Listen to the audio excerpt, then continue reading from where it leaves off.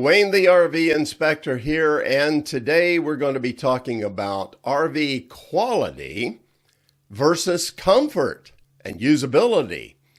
And we're going to discuss why more women are needed in this industry. Now, at the Tampa RV Super Show this year, I inspected hundreds of RVs there. And I do that at all the major shows, regional shows, local shows, dealer lots, and so on. My focus is always on build quality. In other words, I'm looking for the brands that are better built so that I can recommend them to you. But while I'm going through the show, well, I meet many of my subscribers to this channel, and I try to go through incognito because I want to focus on what I'm doing. However, a lot of people recognize me through the show, and I enjoy talking with them. Don't ever hesitate to come up and say hi and talk with me because I enjoy those conversations. And I also learn a lot in those conversations about what people are thinking about.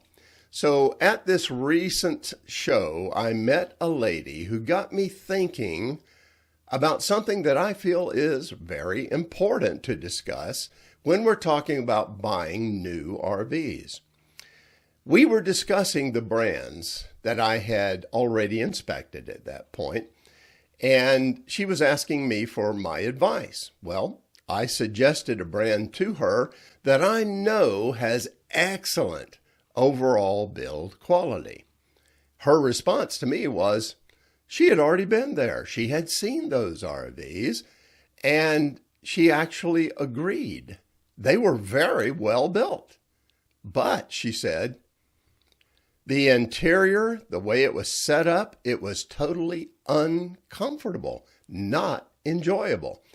Her husband agreed with her. They had done what I often recommend, and that is, before you buy any RV, actually try to sit in the chairs and lay in the bed and stand in the shower and all of those things and see how usable it is for you. And she said the design of that interior was more utilitarian. It wasn't really enjoyable. So I started thinking about what she said, and I realized that she's got a very good point. I know that that manufacturer builds a really good quality RV, but unfortunately, they have not continued that effort all the way through the process and made it comfortable and enjoyable. Then this lady said something that I had to think about as well. She said, you know, this whole industry would really benefit by having more women involved in it, in the decision-making process, the design, and so on. Well, I had to think about that, and I agree. She's got a point there as well. It makes sense. Now, I do believe that quality build should always be the first priority when you're talking about buying a new RV. However, that said, you can have the best built RV in the world. But if it's not enjoyable, if it's not very usable, it's not really comfortable, you're not going to use it very much. And the whole idea of having an RV is trying to use it as much as you possibly can. And I realize that the RV industry in the current form is very heavily populated with men. There's a lot of male owners, a lot of male designers and overseers of these lines that build RVs and so on. There's just a lot of men involved in the industry. There are some exceptions. For instance, Ashley Bontrager is one of those. Now, she's an owner of Amber RV, and Ashley has a great pedigree in the industry. She comes from the Bontrager family who owned Jayco for many years. Now, I know from talking with Ashley on several occasions and from talking with her management as well, that Ashley has had a very positive impact on the design of Amber RVs, because she's not only looking for the quality build, she's also constantly thinking about how usable is this? How comfortable is this? Is this going to work well when you're out there camping and using the RV? But Ashley is a rarity in the RV industry. So what's my point here? Well, again, I still feel quality of the build and construction's number one priority. And no matter how comfortable an RV may be, you're still not going to be happy with it if it's poorly built and it's breaking down all the time on you. So that's why I do what I do. I go out and make all these inspections. It takes a lot of energy, a lot of time, a lot of expense.